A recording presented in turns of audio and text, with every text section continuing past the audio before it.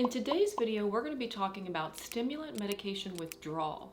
And this topic came from one of our channel members who had a question specifically about stimulant medication withdrawal. Neha, our channel member, says, please help us by providing a detailed video on how to get off stimulant medicine like methylphenidate.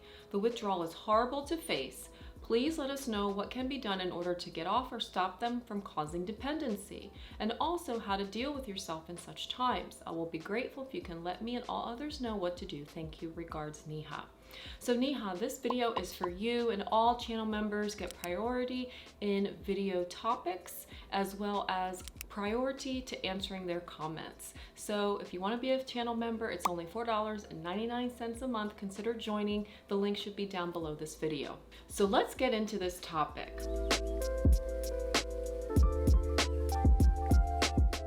So what is stimulant medication withdrawal or stimulant withdrawal? How does this even occur?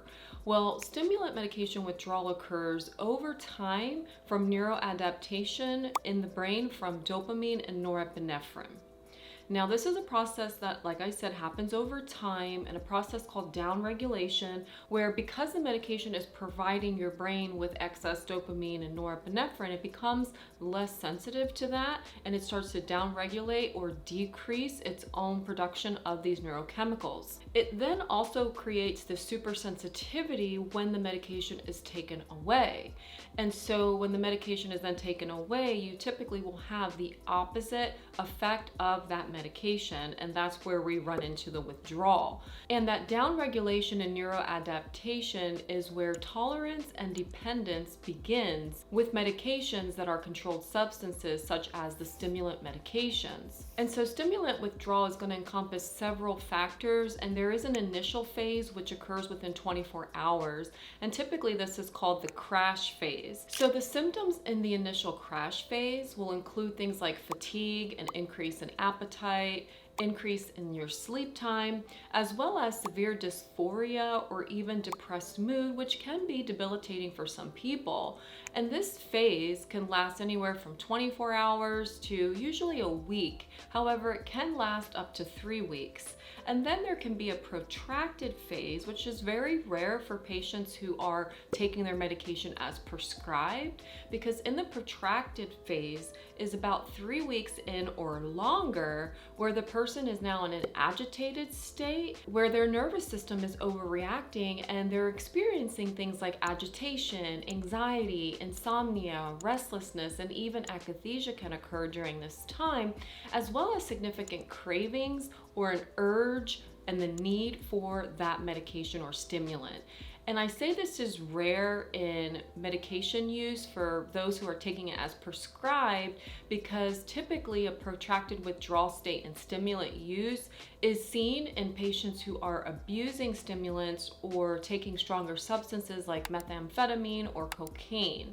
And so most of the research on stimulant withdrawal is done in this population and not so much with those taking medications like methylphenidate, which Neha was asking about. However, it's important to note that taking a stimulant medication over time and developing tolerance and dependence can lead to an abuse and can lead to that type of state where you're wanting or taking more than what is prescribed, and then your withdrawal symptoms can actually be protracted and worse than someone who's just taking the medication as prescribed. And so what can we do to prevent stimulant withdrawal? Well, one of the things you can do is taking drug holidays. What that means is that you take your medication as needed on the days that, say, you're working or you're in school. So perhaps that's Monday through Friday, and you take breaks on the weekends. And this will help to keep the dose at a minimum dose possible that's effective for you.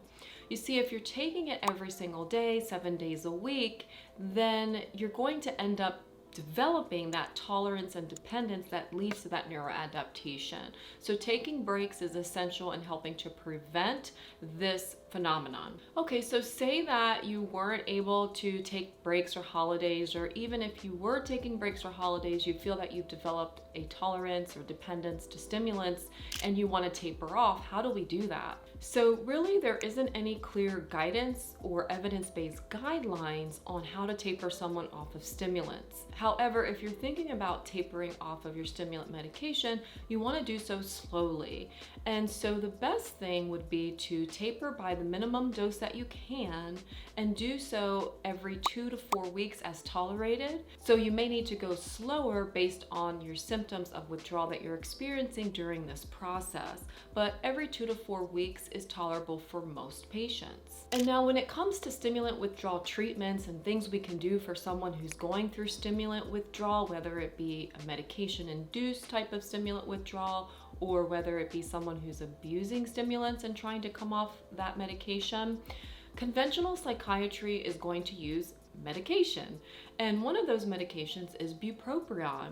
And bupropion, also known as Wellbutrin, actually has norepinephrine and dopamine reuptake inhibition, which helps to increase that in the brain. So it's going to help to alleviate those symptoms, but it's not going to be dumping a lot of dopamine in the brain, such as stimulants do, as much as methylphenidate or amphetamines do. And so it can be used for someone who's going through stimulant withdrawal, as well as used for someone who wants to switch to a non-stimulant medication and wants to be on something that's non-controlled and non-habit forming. Other medications that have been used with stimulant withdrawal are used to help with those withdrawal symptoms.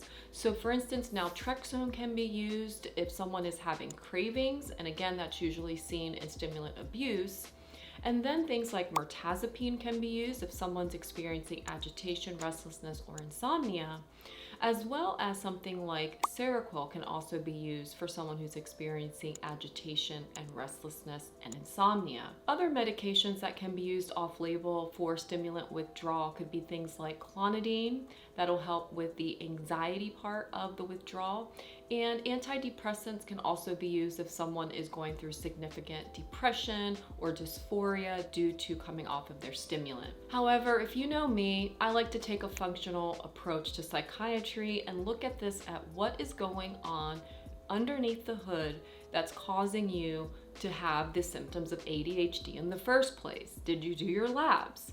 And so before tapering someone off of stimulants, the approach that I would use would be to go ahead and get labs on that person and look for common nutrient deficiencies, such as omega-3s, vitamin D, zinc is very common, magnesium.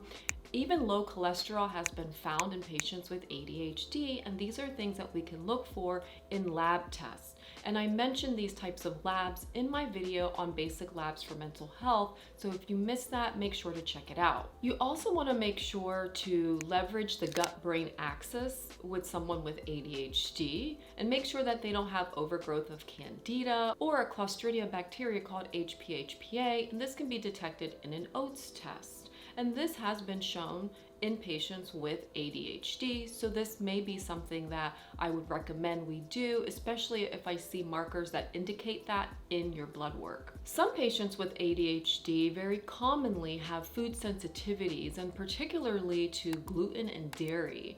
And so taking a DPP4 enzyme can be very helpful with those who have the gluten and dairy sensitivity, so that they can help to break down gluten and dairy or even eliminate gluten and dairy in their diets.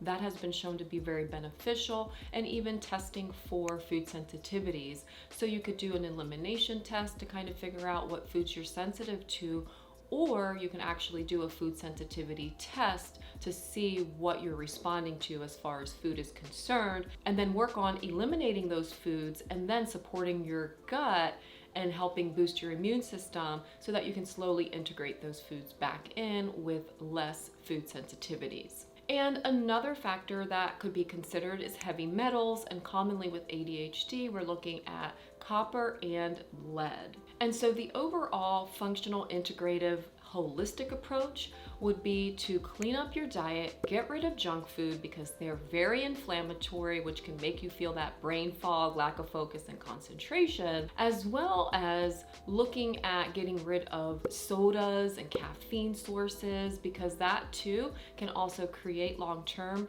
issues with brain fog and lack of focus and concentration. Sodas in particular are very high in phosphorus, and so they will deplete you of your magnesium, which can then lead to magnesium deficiency, as well as then lead to these symptoms of ADHD. And I do mention that in my video on magnesium, so if you missed that, go ahead and check that one out. And then of course there's exercise, and exercise cannot be overstated enough. But exercise is crucial. It's going to help improve blood flow to your brain, as well as help improve BDNF to the brain, which is brain-derived neurotrophic factor, which over time can help with rewiring your brain and just overall improving brain health. There are also therapies that I would recommend a person with ADHD get involved in, and these are things like mindfulness-based training and therapies, as well as CBT specifically for ADHD, and learning how to manage their symptoms of ADHD with things like organization and task management. And then once a person is on a good healthy diet, we've fixed their nutrient deficiencies or anything else that's going on under the hood, so to speak, there are things that we can do to support them as they're tapering from their stimulant medication. And these are things like OPCs, polyphenols, phytonutrients, or an adaptogenic herb like rhodiola, and even giving someone vitamin C and high-dose omega-3s can actually help with the stimulant withdrawal symptoms themselves. You may also consider something like clinical dosing of nutrients, such as the Hardy Nutritionals Daily Essential Nutrients, as this product has a lot of research on treating patients with ADHD and can be something that the patient can switch over to when coming off of their stimulant medication.